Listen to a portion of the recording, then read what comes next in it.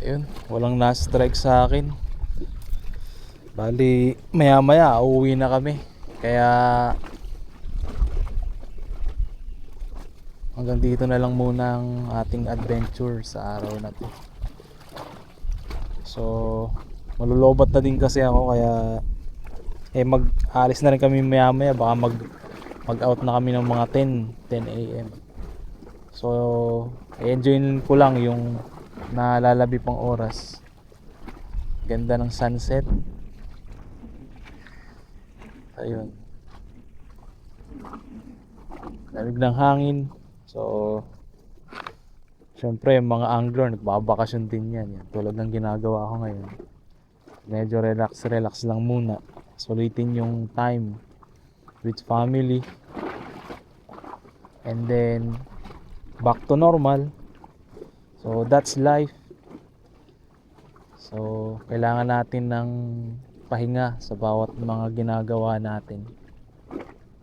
Sa trabaho, sa ano pa mang bagay. At the best way is to go to the nearest beach or anywhere na malapit sa nature.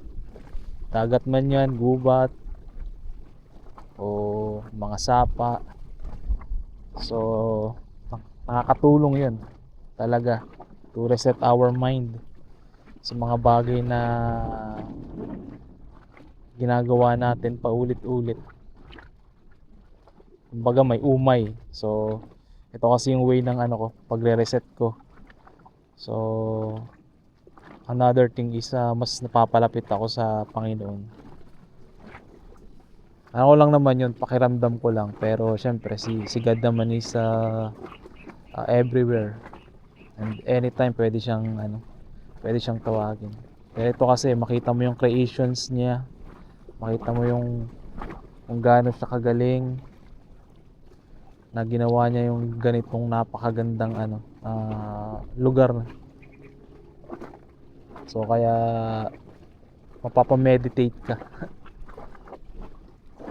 So yun lang guys. Thank you for watching. Good morning, have a good day, and God bless to all.